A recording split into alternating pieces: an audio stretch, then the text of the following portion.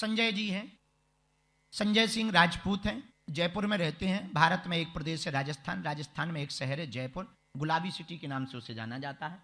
जयपुर में रहते हैं। इन्होंने प्रश्न बहुत अच्छा भेजा, हमें बहुत अच्छा लगा। इन्होंने लिखा, गुरुजी हम गृहस्थी हैं। अब पहली बात तो हम ये बता दें कि हम भी गृहस्थी हैं, सन्यासी तो है नहीं है, और तुम गृहस्थ तो बहुत अच्छा है। संजय जी ने लिखा, गुरुजी हम गृहस्थी हैं, संसार के तरह तरह के प्रपंचों में पड़े रहते, गृहस्थ में रहकर भक्ति कैसे करें, भगवान का भजन कैसे करें, बताने की कृपा करें। बहुत सटीक और बहुत सरल प्रश्न। उत्तर सुनो। संजय, आपने कहा कि काम धाम में रहकर, संसार में रहकर, गृहस्थ में रहकर भगवान का भजन कैसे करें। जैसे सगाई हो जाने पर पिता के घर में रहने वाली बेटी अपने होने वाले पति का चिंतन करती है, ऐसे ही गृहस्थ में रहकर के परमात्मा का चिंतन करना चाहिए, ऐसी भक्ति करनी चाहिए। सगाई होते ही रहती घर में, काम वही करती, सोती पिता के घर में, पर जिस लड़की की सगाई हो जाती वो चिंतन अपने पति के घर का करती। हाँ जी या ना जी। वैसे ही ऐसे गृहस्थ में भजन कैसे करें। संजय कुमार, विवाहित पति जैसे अपनी प्रेमिका का चिंतन करता पत्नी की जगह, या विवाहित स्त्री जैसे अपने प्रेमी का चिंतन करती अपने पति की जगह, ऐसे ही भक्त संसार में रहकर उस परम पति का चिंतन करे, परमात्मा का। ऐसे भक्ति की जा सकती है। आपने कहा कि संसार में रह के परमात्मा की भक्ति कैसे करें।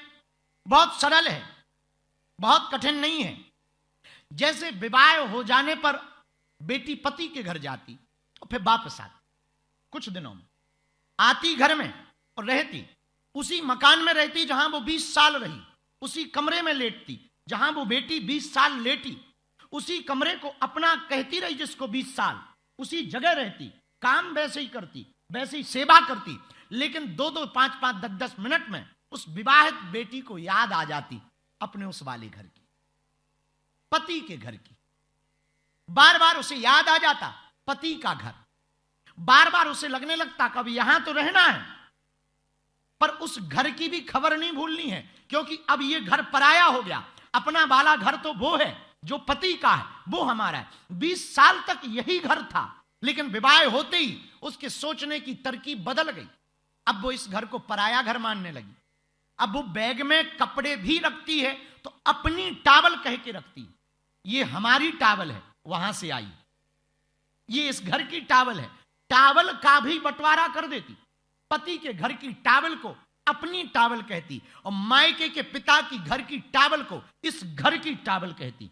इतना बंटवारा कर लेती वो मन ही मन में, और हर 5 मिनट में उस घर की याद लाती।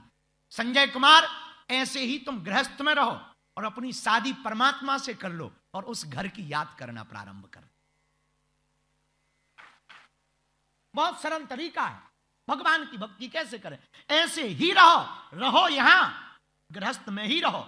जो रिश्ते नाते तुम्हारे हैं वो सब निभाओ, जो प्रेम है तुम्हारा वो सब निभाओ, पर याद उसको करो जिस घर को जाना है, असली वाले घर को। कभी लोभी आदमी को देखना, वो ना दिन देखता ना रात, वो तो सिर्फ नोट देखता, ना वो बीमारी देखता, ना वो अपना देखता, ना पराया देखता। जैसे लोभी आदमी को केवल धन प्रिय रहता, वो धन के अलावा किसी चीज का चिंतन नहीं करता, वैसे ही संजय कुमार संसार में रह करके भगवान के भजन का चिंतन कर देना चाहिए, भगवान का चिंतन कर देना चाहिए। जैसे जिंदगी में एक बात और समझना, संसार में बहुत सजग रहो। अब तुम कहोगे कि गुरुजी ये बहुत कठिन है, और कठिन इसलिए है क्योंकि तुम बेहोश हो। खाना मिल रहा तो खाया जा रहा है, क्या खाया जा रहा है तुम्हें पता ही नहीं, सोना मिल रहा तो सोए जा रहे, कैसे सो रहे तुम्हें पता ही नहीं है, जहां ले जा रहे हो कोई तो चले जा रहे हो। जिंदगी को तुम कहो कि भजन नहीं कर पाते हैं, फिर भी ध्यान नहीं भगवान का रहता। कभी तुम खेत पर जाना और खेत के किनारे कोई कच्चा कुआं हो तो आदमी कदम बड़ा संभल के रखता है। कच्चे कुएं के पास, कच्चे कुएं के पास, मिट्टी के कुएं के पास बड़ा संभल कर कदम रखता। क्यों? ज्यादा दबाव दिया मिट्टी खिसक ना जाए, हम गिर ना जाए, वो बड़ा सावधान रहता है। ऐसे ही संसार में कहीं भी जाना बड़ा सजग रहना, बड़े सावधान रहना कि कहीं हम संसार सागर में फिसल ना जाएं, कहीं हम गिर ना जाएं। भजन का बहुत सरल सा रास्ता है। इतने सजग होकर तुम चले और उस परमात्मा की याद तुमने 2-2, 5-5 मिनट में शुरू की तो तुम गृहस्थ में भी सन्यासी से ऊपर हो जाओगे। तुम गृहस्थ में भी सन्यासी हो जाओगे। जरूरी नहीं है तुम घर छोड़ो, घर छोड़ के बाबा बनो। कुछ लोग अपना घर जरूर छोड़ देते हैं बाबा बनने के चक्कर में, पर चेलों के घर को अपना घर बना लेते। अब अपने में नहीं रहते तो क्या हुआ, चेलों के घर में तो रहते हो, और चेलों के घर में रहते तो मतलब एक घर छोड़ दिया अपना वाला, दूसरा वाला पकड़ लिया। छोड़ा थोड़ी है तुमने, पकड़ा है। अंतर इतना है, पहले एक था, अब तुमने चेलों के नाम पे कई घर पकड़ लिए और तुम कहते हो हम बाबा हैं। ये बाबागिरी नहीं। बाबा का मतलब ना काहू से दोस्ती, ना काहू से बैर। और विनय कुमार तो तुम्हें याद ही होंगे कल वाले, उन्हें हमने समझाया भी कि संत कौन है, संसारी कौन। ना किसी से दोस्ती, ना किसी से बैर। आओ तो बैल कम, जाओ तो भीड़ कम। आ गए तो स्वागत है, नहीं आए तो भी ठीक है।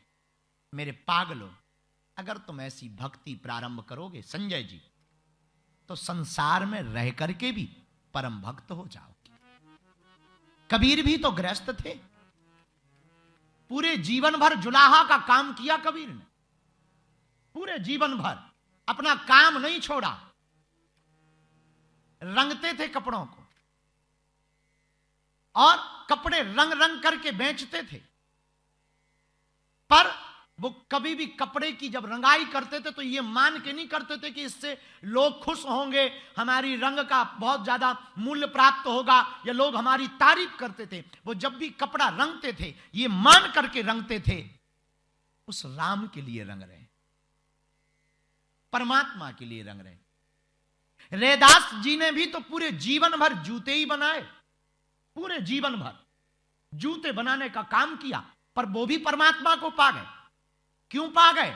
क्योंकि वो जूते तो बनाते थे पर यही विचार करके बनाते थे, पता नहीं अब राम आते ही होंगे और उनके पैरों में जूते नहीं होंगे और हम जूते देंगे वो खुश हो जाएंगे। राम का मतलब ये नहीं कि राम ही आते थे, नर रूप में कोई भी आता था वो नर को भी नारायण मान लेते थे। और जिसे नर में नारायण ना दिखा वो नारायण में नारायण तो नहीं देख सकता। जो घर में भजन ना कर पाए वो हिमालय पे तो बिल्कुल नहीं कर सकता है, और हिमालय पे जाके भजन किया तो भी क्या खाक किया। घर में रहकर भजन करो तब बड़ी बात है। घर छोड़कर के तो बहुत लोग भजन कर सकते हैं, पर घर में रह करके जो भजन करे वही बढ़िया भजनानंद है। अकेले में तो कोई भी गाड़ी चला सकता, भीड़ में गाड़ी बढ़िया चलाए वही तो ड्राइवर है। तो संजय कुमार बहुत कठिन नहीं है, संसार में रह करके भी संसार की सेवा करो, पर संसार के लोगों को अपना मानकर सेवा मत करो।